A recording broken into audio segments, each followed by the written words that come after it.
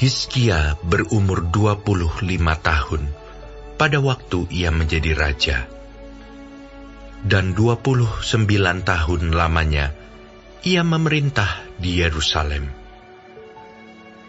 Nama ibunya ialah Abia, anak Zakaria.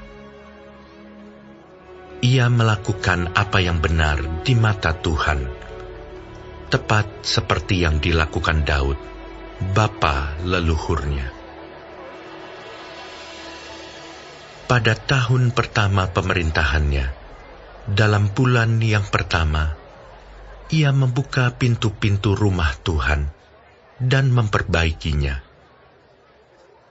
Ia mendatangkan para imam dan orang-orang Lewi, dan mengumpulkan mereka di halaman sebelah timur.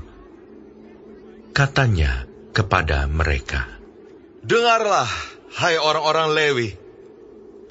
Sekarang kuduskanlah dirimu dan kuduskanlah rumah Tuhan, Allah nenek moyangmu. Keluarkanlah kecemaran dari tempat kudus, karena nenek moyang kita telah berubah setia. Mereka melakukan apa yang jahat di mata Tuhan, Allah kita. Telah meninggalkannya, mereka telah memalingkan muka dari kediaman Tuhan dan membelakanginya. Bahkan mereka menutup pintu-pintu balai rumah Tuhan dan memadamkan segala pelita. Mereka tidak membakar korban ukupan dan tidak mempersembahkan korban bakaran bagi Allah orang Israel di tempat kudus.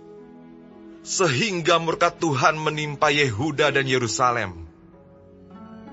Ia membuat mereka menjadi kengerian, kedahsyatan, dan sasaran suitan seperti yang kamu lihat dengan matamu sendiri. Karena hal itulah nenek moyang kita tewas oleh pedang, dan anak-anak lelaki, dan anak-anak perempuan kita, beserta istri-istri kita menjadi tawanan.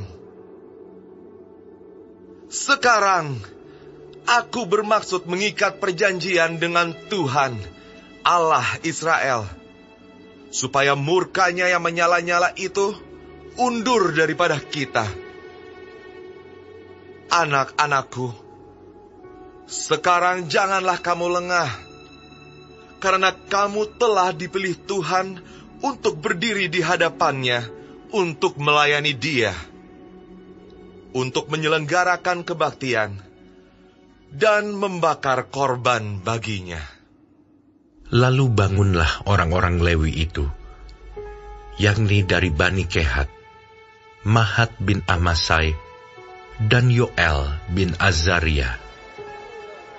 Dari Bani Merari, Kish bin Abdi, dan Azaria bin Yehaleleel. Dari orang Gerson, Yoah bin Zima, dan Eden bin Yoah. Dari Bani Elisafan, Simri dan Yeiel. Dari Bani Asaf, Zakaria dan Matanya. Dari Bani Heman, Yehiel dan Simei. Dan dari Bani Yedutun, Semaya dan Uziel. Mereka mengumpulkan saudara-saudaranya dan menguduskan dirinya. Kemudian mereka datang menurut perintah raja, sesuai dengan firman Tuhan, lalu mentahirkan rumah Tuhan. Sesudah itu, masuklah para imam ke bagian dalam rumah Tuhan untuk mentahirkannya. Semua yang najis yang didapati mereka di dalam bait Tuhan dibawa ke pelataran rumah Tuhan. Orang-orang Lewi menerimanya untuk diangkut keluar ke lembah Kidron. Pekerjaan menguduskan itu dimulai pada tanggal 1 bulan yang pertama.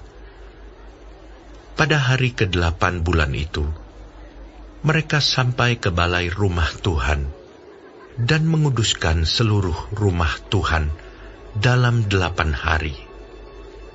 Mereka selesai pada hari ke-16 bulan pertama.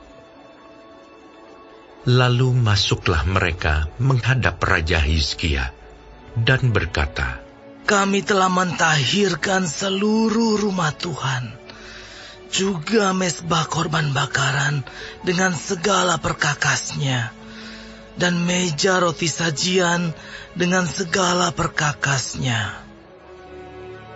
Dan segala perkakas yang dibuang Raja Ahaz ketika ia berubah setia pada masa pemerintahannya telah kami sediakan dan kami kuduskan.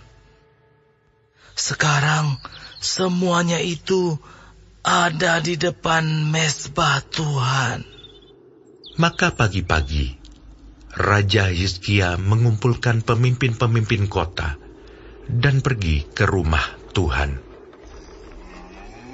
Mereka membawa 7 ekor lembu jantan, 7 ekor domba jantan, 7 ekor domba muda, dan 7 ekor kambing jantan sebagai korban penghapus dosa untuk keluarga raja, untuk tempat kudus, dan untuk Yehuda. Ia memerintahkan anak-anak Harun, yakni para imam, untuk mempersembahkannya di atas mezbah Tuhan. Lalu mereka menyembelih lembu-lembu itu.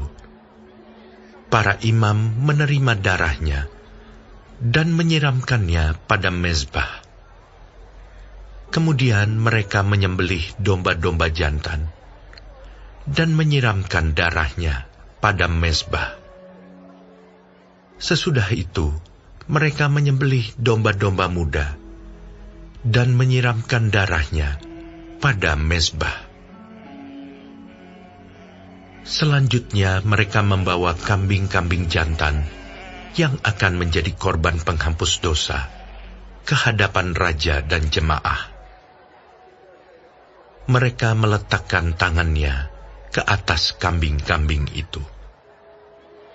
Dan para imam menyembelihnya dan mempersembahkan darahnya di atas mezbah sebagai korban penghapus dosa untuk mengadakan pendamaian bagi seluruh Israel.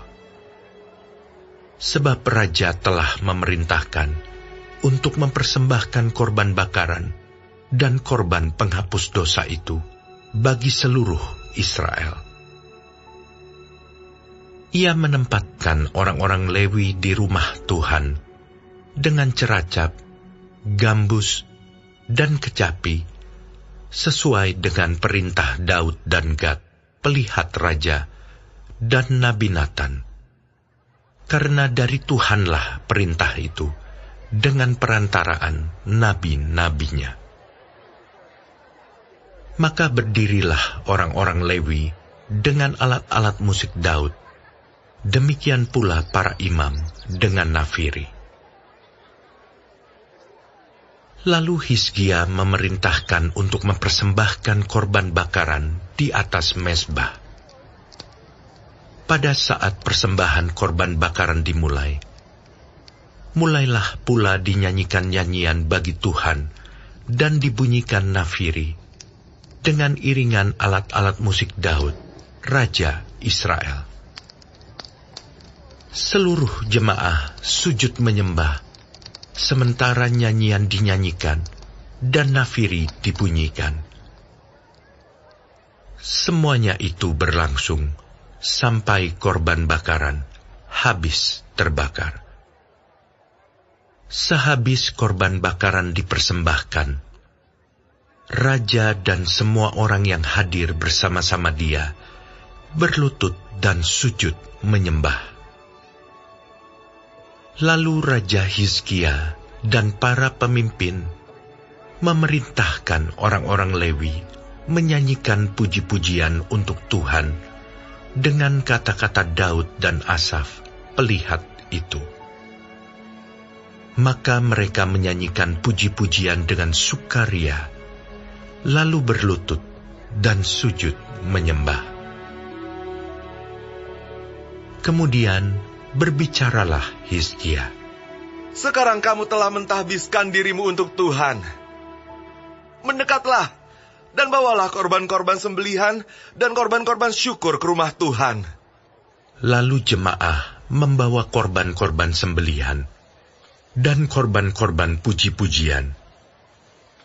Setiap orang yang rela hati membawa juga korban-korban bakaran. Jumlah korban bakaran yang dibawa jemaah ialah lembu 70 ekor, domba jantan 100 ekor, dan domba muda 200 ekor. Semuanya sebagai korban bakaran bagi Tuhan. Persembahan-persembahan kudus terdiri dari lembu sapi 600 ekor dan kambing domba 3.000 ekor. Tetapi jumlah imam terlalu sedikit, sehingga mereka tidak sanggup menguliti semua korban bakaran. Oleh sebab itu, saudara-saudara mereka, orang-orang Lewi, membantu mereka sampai pekerjaan itu selesai, dan sampai para imam menguduskan dirinya. Sebab orang-orang Lewi itu lebih bersungguh-sungguh menguduskan dirinya daripada para imam. Lagi pula korban bakaran itu banyak, dengan segala lemak korban keselamatan dan segala korban curahan pada korban-korban bakaran itu. Demikianlah ibadah di rumah Tuhan ditetapkan kembali. Hizkia dan seluruh rakyat bersukacita akan apa yang telah ditetapkan Allah bagi bangsa itu, karena hal itu terjadi dengan tak disangka-sangka.